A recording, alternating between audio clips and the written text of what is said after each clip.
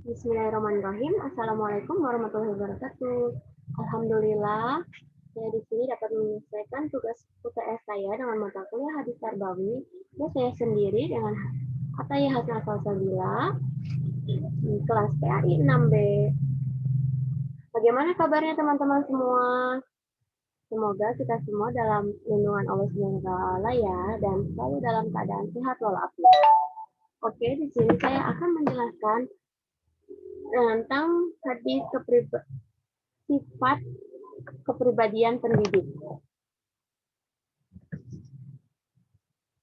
Sifat kepribadian pendidik. Seorang pendidik harus memiliki sifat kepribadian yang positif. Bagaimanapun alasannya, seorang pendidik harus memiliki kelebihan dari anak-anaknya. Karena dia bertugas mendidik dan mengajar anak-anak didik, serta mengantarkannya menuju keberhasilan tujuan yang dicita-citakan, yakni memiliki kepribadian yang takwa kepada Allah Subhanahu wa taala. Salah satu sifat kepribadian pendidik diantaranya ada bersikap adil, tawadu, penuh kasih sayang, bijaksana, dan sebagainya. Oke, di sini saya akan menjelaskan salah satu sifat kepribadian pendidik, yaitu bersikap adil. Seperti yang tertera pada hadis, An-Nu'man bin Bashir anna abahu atta bihi ila Rasulullah sallallahu alaihi wasallam faqala inni nahaltu ibni hadza gulaman faqala aku walidaka nahaltu mislahu qala la qala farjihu muttafaqun alaihi. Artinya dari Nu'man bin Bashir radhiyallahu anhu bahwa ayahnya datang membawanya kepada Rasulullah sallallahu alaihi wasallam dan berkata, sesungguhnya saya telah memberikan seorang budak atau pembantu kepada anakku ini. Maka Rasulullah Shallallahu Alaihi Wasallam bertanya, apakah semua anakmu kamu beri budak seperti ini? Ayahnya menjawab, tidak. Lalu Rasulullah Shallallahu Alaihi Wasallam bersabda, tariklah kembali pemberianmu itu. Hadis riwayat muttafaqun alaihi. Maksud dari hadis tersebut adalah hadis di atas mengajarkan pengajaran Nabi terhadap seorang bapak agar bertindak seadil-adilnya terhadap anak-anaknya. Seorang bapak di dalam rumah tangganya sebagai pendidik terhadap keluarganya harus bersikap adil baik dalam sikap, ucapan, dan segala tindakan. Karena sikap adil ini mempunyai pengaruh yang besar dalam pembinaan keluarga yang bahagia dan sejahtera. Tindakan adil dari orang tua atau dari seorang pendidik merupakan pendidikan terhadap anak-anaknya. Demikian juga keadilan seorang guru terhadap murid-muridnya. Guru harus adil terhadap anak didiknya dalam pelayanan pendidikan, dalam pengajaran, dan tidak boleh membeda-bedakan antara satu dan dengan yang lainnya. Selanjutnya, hadis mengenai tawadu.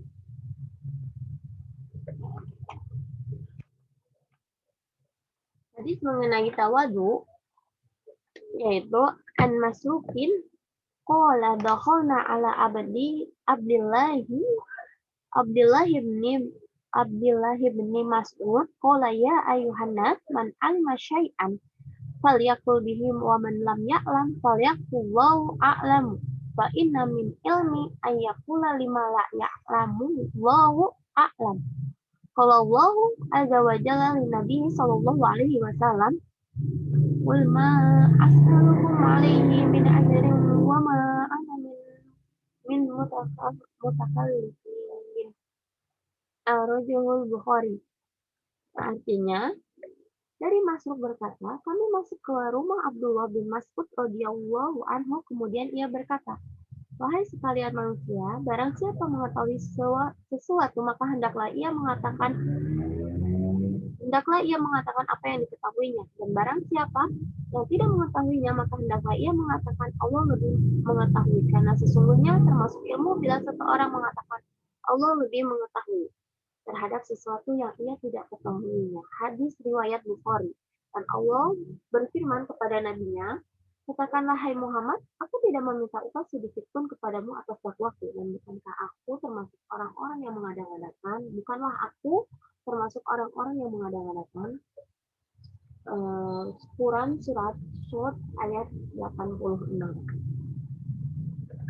Maksudnya, penjelasan dari hadis tersebut, hadis ini perintah kepada manusia siapa saja di antara umat Muhammad Shallallahu Alaihi Wasallam, terutama pada calon guru atau yang sudah menjadi guru, agar bersikap tawadu atau rendah hati dalam ilmu, terutama ketika tidak mengetahui suatu ilmu.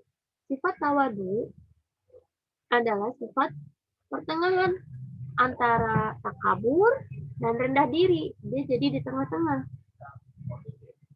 Seseorang berilmu tidak boleh sombong dengan ilmunya karena ilmu pemberian Tuhan dan tidak boleh merendahkan dirinya sehingga merendahkan ilmu dan pemilik ilmu. Hadis melarang mereka untuk tidak sombong atau takabur, sok tahu, padahal dia tidak mengetahui apa-apa. Artinya memperlihatkan kepada orang lain bahwa ia seolah-olah tahu, seolah-olah alim, padahal dia tidak mengetahui apa-apa dan tidak alim. Lalu, apa sih yang dapat dipetik dari dua hadis tersebut? Nah, pelajaran yang dipetik dari dua hadis tersebut adalah hadis pertama. Dari hadis pertama yang bersikap mencontohkan adil, mengenai membahas tentang keadilan, seorang pendidik, guru maupun orang tua harus bersikap adil kepada semua anaknya dalam segala hal. Lalu, anak berhak menerima keadilan, tetapi makna keadilan yang sesungguhnya tidak selalu diartikan sama. Selanjutnya, hadis kedua. Pelajaran yang dapat dipetik dari hadis kedua, yaitu perintah pertama, perintah bersifat tawadu atau rendah hati dalam ilmu,